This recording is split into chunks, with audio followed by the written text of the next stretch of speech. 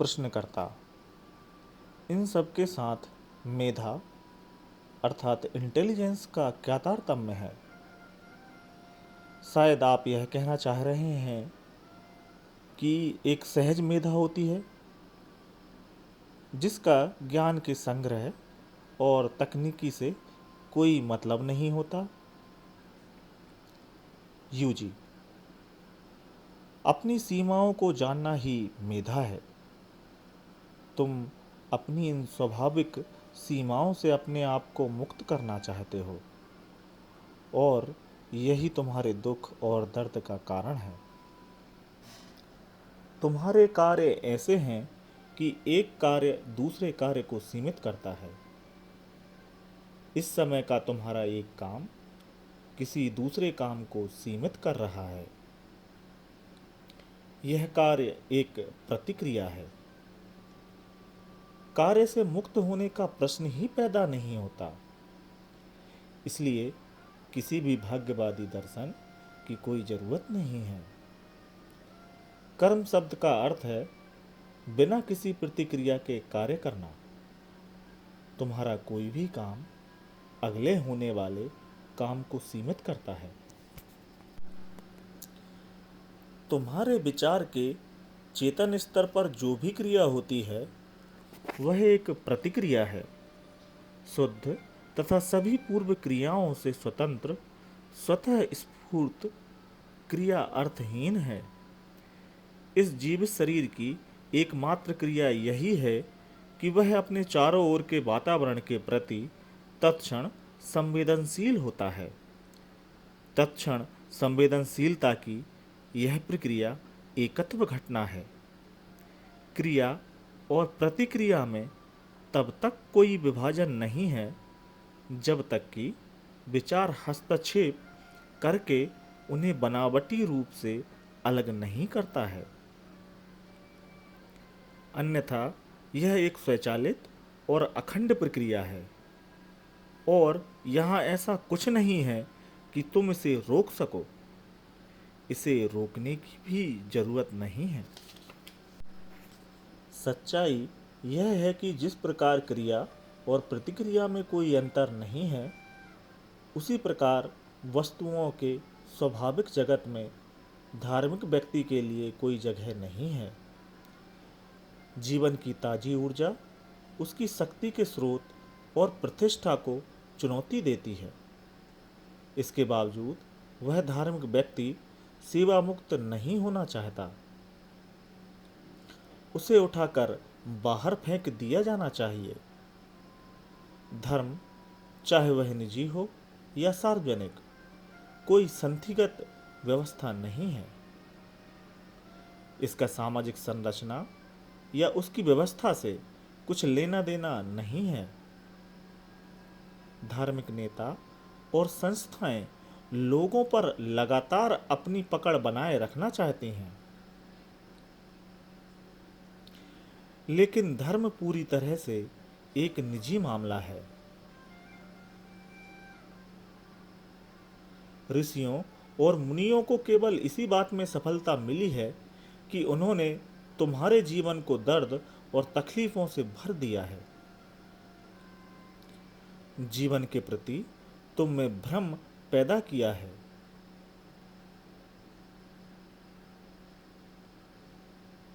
और तुम्हारे अंदर यह अनुभव भर दिया है कि तुम्हारे इस जीवन के अतिरिक्त भी कोई एक अर्थपूर्ण और रुचिकर जीवन है।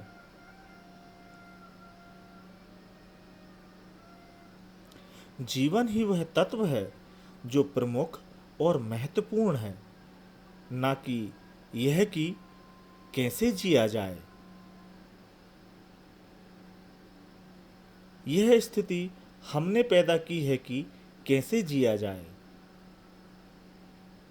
तुम्हारे विचारों ने ही ये समस्याएं पैदा की हैं कि क्या खोया जाए, क्या पाया जाए और कैसा व्यवहार किया जाए। शरीर को इसकी कोई परवाह नहीं है। मैं सीधे तरीके से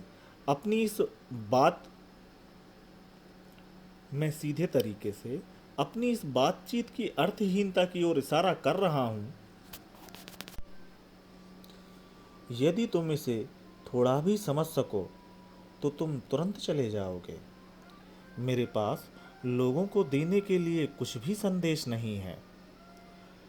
हमने ऐसी शक्तियाँ पैदा कर ली हैं जिन्हें अब बदला नहीं जा सकता। हमने आकाश, जल, यहाँ तक कि सारी चीज़ों को प्रदूषित कर दिया है। प्राकृतिक नियम केवल दंड देना जानते हैं, पुरस्कार देना नहीं। पुरस्कार केवल यही है कि तुम प्रकृति के साथ सामंजस्य बनाकर रह रहे हो।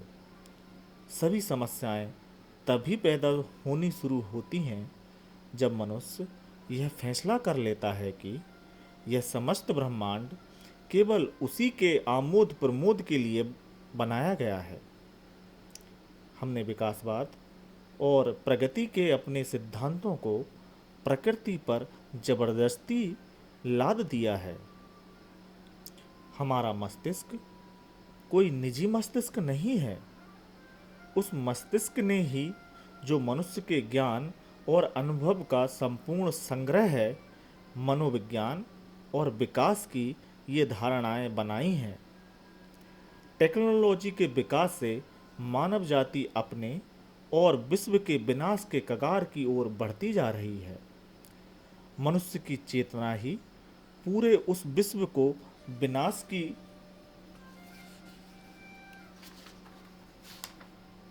ओर ले जा रही है जिसे प्रकृति ने इतनी मेहनत से बनाया है।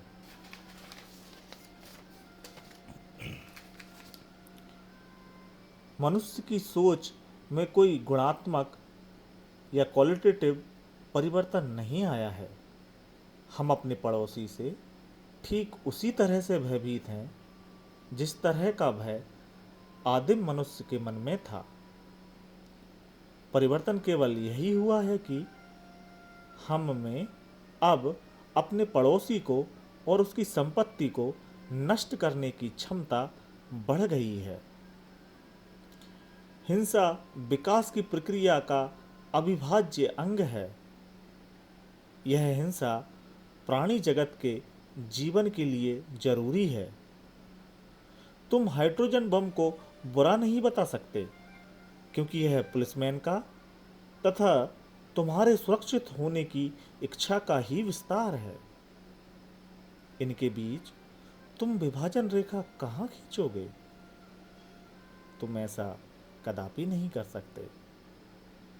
इन सारी चीजों को बदलने का तुम्हारे पास कोई रास्ता है ही नहीं। प्रश्नकर्ता: मानवतावादी इस बात पर जोर देते हैं कि मनुष्य में प्यार करने की क्षमता और विनाश से बचने के लिए यही एक तरीका हो सकता है। क्या इस तरह की कोई चीज है?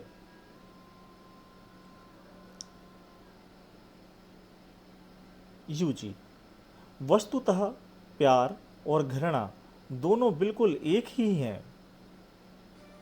दोनों का सम्मिलित परिणाम नरसंहार, हत्या और युद्ध होता है। यह इतिहास की बात है, मेरी नहीं। बौद्ध धर्म का परिणाम जापान में हुए विनाश में हुआ। यह एक सी ही बात सब जगह है।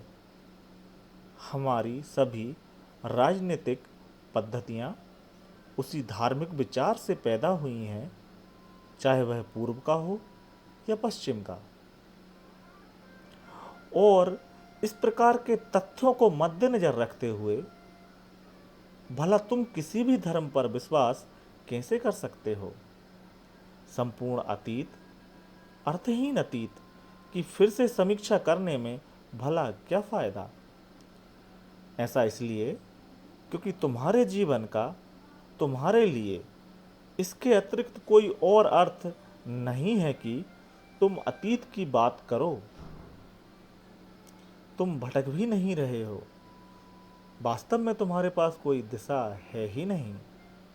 तुम केवल बहते जा रहे हो। स्पष्ट रूप से तुम्हारे जीवन का कोई उद्देश्य नहीं है, अन्यथा तुम अपने अतीत में नहीं जीते।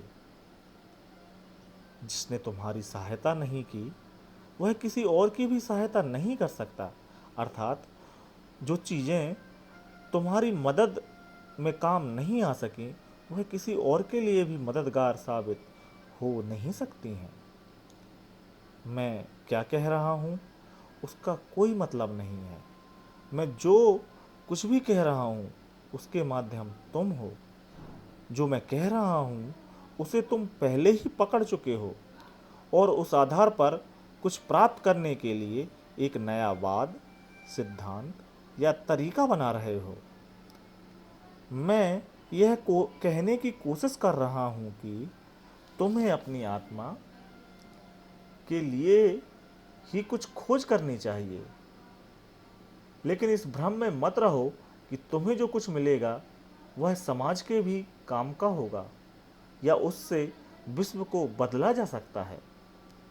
तुम समाज के साथ ही मिट जाओगे, बस यही होगा।